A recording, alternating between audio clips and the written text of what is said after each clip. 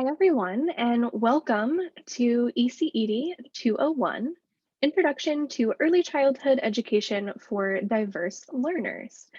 I wanted to give you all a little bit of an overview about the course itself before we get into week one's content.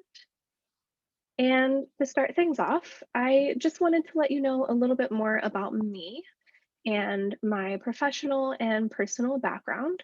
We do not have the luxury of meeting in person every week for classes, so I hope that we can still build a relationship in our online space. And in order to do that, I feel like it's important for me to share some things up front with you so that you get to know who I am and where I am coming from. So first off, my professional self. I am now at my third university. I'm a full-time PhD student at George Mason in the Early Childhood Special Education program. My secondary area of emphasis is interdisciplinary, which includes coursework in research methods, um, policy, and special education.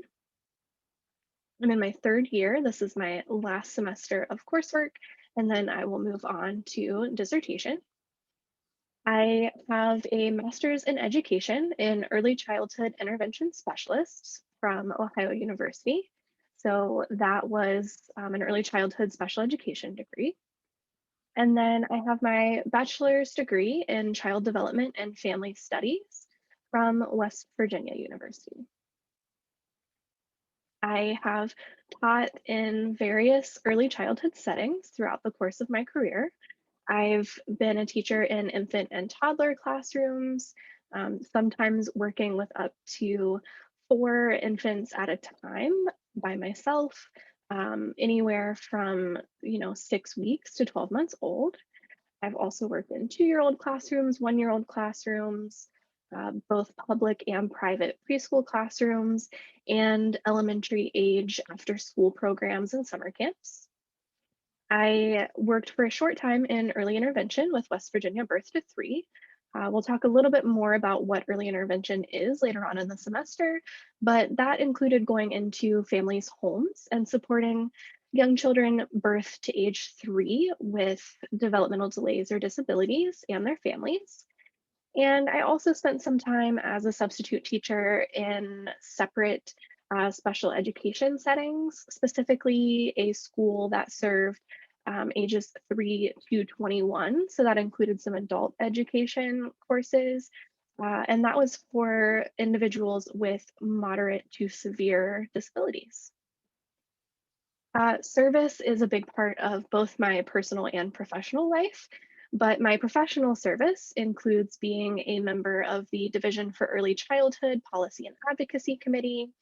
That organization is an international organization. It's the leading professional organization for early childhood special education. And then I'm also Virginia DEC's Children's Action Network coordinator. As part of that service, I do frequent trips outside of COVID and the pandemic to Capitol Hill to meet with my legislators and to advocate on behalf of evidence-based practices and supports for young children and families. My research really focuses on evidence-based practices to support learning and development of all young children, those who are typically developing and those who may have delays or disabilities. Specifically, I'm really interested in how we can provide equitable access to high quality early care and education for children with disabilities and for children from culturally and linguistically diverse backgrounds. So a lot of my work focuses on looking at things like disproportionate suspension and expulsion in early childhood, some disciplinary practices for children with disabilities and for Black or African American children, and that sort of thing. I'm also really interested in looking at teacher training and professional development and ways that we can provide better, more cost effective and professional development that includes coaching and individualized support for teachers. In talking a little bit about my personal self, this is a photo here of my husband and I. We've been married for about a year and a half at this point. First of all, you will almost always find me holding a good cup of coffee. I actually have a cup with me here right now. I love going to basically any sporting event, but mainly football and baseball games. I'm a huge West Virginia Mountaineer fan. I was a Mountaineer maniac when I went to school there, so I still love going to home games when I can. I love to travel. Most recently, I went to Greece for my honeymoon. We took 2 weeks and it was phenomenal. And I also really enjoy making music. I love to sing. I would love to learn to play the guitar, and I can play some piano. I don't have any kids yet. That's a question that I get a lot in the first couple weeks of class. But I do love being an aunt to one 4-year-old nephew, and I'm actually welcoming another new nephew this summer. So now that we've gotten who I am out of the way, let's take a little bit of a deeper dive into the course and what to expect for this semester. The course description, you can see here, it's listed on the syllabus. I'm not going to read this whole thing to you, but we will be talking about major theories of learning, specifically looking at how to support culturally, linguistically, ability, and socioeconomically diverse children and families. And this includes things like evidence-based practices, different instructional strategies, using various tools, building relationships with children and families. And we'll be talking about how to implement an anti-bias curriculum, and then also talking a lot about advocacy. This is a topic that I am personally invested in and am really excited to share with you about. The course outcomes and objectives are listed on the syllabus, and I also have those included in each weekly module on Blackboard for you. As you will note from the syllabus, we do have 2 required texts for this course. We will be using mainly the Morrison text. The Palo text is a different sort of textbook. It has a lot of excerpts and sort of applied scenarios that we'll be talking through. All of the course assignments, due dates, and points are outlined on the syllabus. There will not be any surprises with grades. I highly encourage you to take a look at the syllabus ahead of time and sort of know how you'll be earning your grade for this course. I do not give out grades, you earn grades. So I provide detailed rubrics for assignments. I grade using the rubrics on Blackboard, and you will know well in advance of any sort of requirements or things that you need to do in order to earn your grade for this class. My goal is to really focus on the content and have you walk away with new knowledge and applicable skills and tools to pull out of your back pocket if you choose to go into an early childhood setting in the future. So I'm not filling the semester up with a bunch of just little assignments to take up your time. I know that online courses can be somewhat anxiety inducing, but I really do want you to walk away with some great um, expertise and tools this semester. That being said, the course is 100% online, but it's not completely at your own pace. So we do have a regular course week. The week will begin on Monday and end on Sunday. So all assignments are due on Sunday at midnight. There won't be any surprise, Tuesday night assignments or anything like that. Modules will become available each week. So week 1 will open up in week 1, week 2 will open up in week 2. My goal for this semester is to open up 2 weekly modules at a time after the first week. But don't be concerned if you can't view all modules right away in Blackboard. That is done purposely to pace the course. The class schedule in the syllabus has all the details about any readings, topics, or assignments due each week. But I've also included a weekly task checklist in each weekly module. It's a Google Doc. You can take notes on it once you make a copy. And that just provides another touch point for you to make sure that you are on track for the week. This semester, I'm also offering for the first time scheduled optional synchronous class sessions. These will take place in Blackboard Collaborate Ultra. I have already sent out the poll for determining a best day and time. If you have not filled that out yet, please do so. I will schedule the first one based on the responses I have so far, and then we can reconsider if we need to throughout the semester. But my hope is that we can set a regular time for those synchronous class sessions. If you cannot attend those class sessions, but you'd still like to view them, if the people who are attending give my permission, then I will record those and post them on Blackboard during the weeks that those are going on.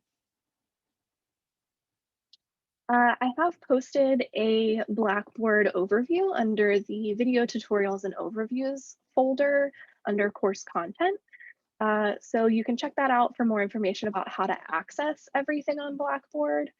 But the course site is really important since we are 100% online. So please take some time to just make sure that you can access everything, you know where everything is. And if you can't, then please let me know. I am more than happy to talk you through some of the technology issues that you might be having. All right, now to the thing that most of you are probably most interested in talking about, your assignments for this semester. As you can see, this is directly from the syllabus. There are no exams or quizzes in this course, so I hope that you will take that as a sign that the course is really about application and about content, not about memorization. And so most of the activities are very applied in nature, and you will get lots of feedback on these assignments from me. So you will still earn attendance and participation points as part of your grade. There are scheduled activities in Blackboard that you will complete during certain weeks. Those are indicated on the syllabus. That will be 20 points. And then at the end of the semester, I just give you a Google form to fill out for a self-evaluation so that you can let me know how you feel you participated in the course.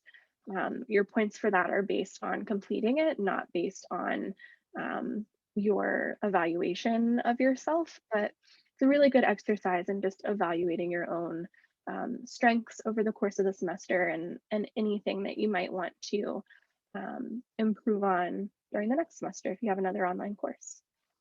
You'll also complete 4 reflections throughout the semester. You have a 10-hour virtual field experience.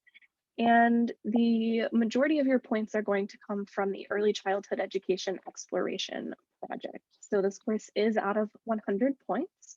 And this is the breakdown of how you'll earn those points.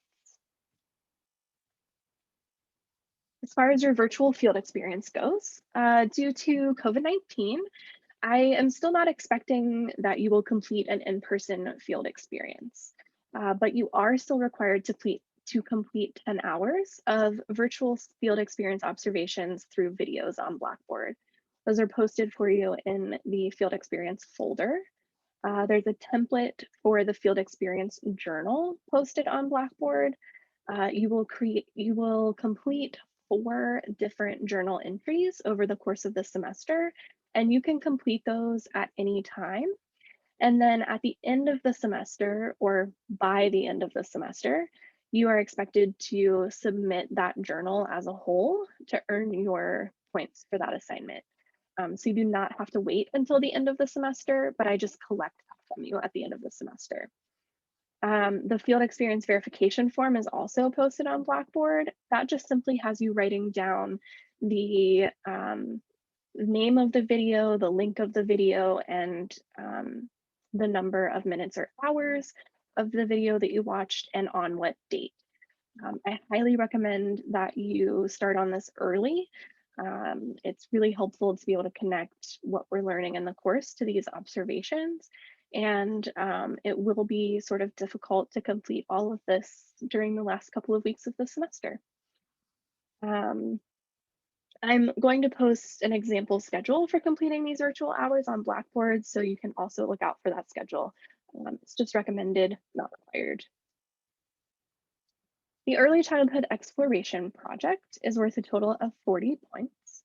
And these assignments include developing an early childhood philosophy, evaluating anti-bias teaching and learning tools, and exploring early childhood settings.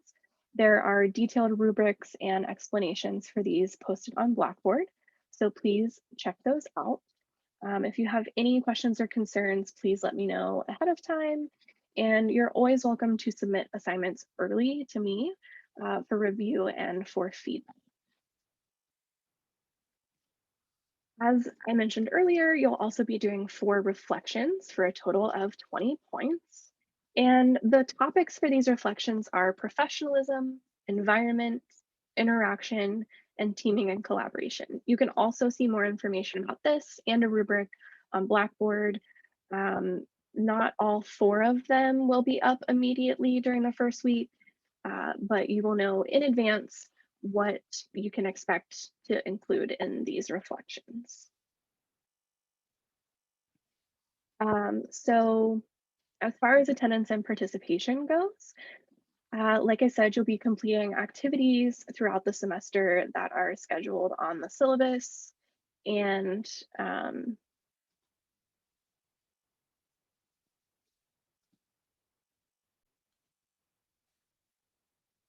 sorry about that. If there's an awkward pause in the recording, lovely COVID-19 issues. Had a family member that needed to go behind me there. But like I said, there are weekly participation activities.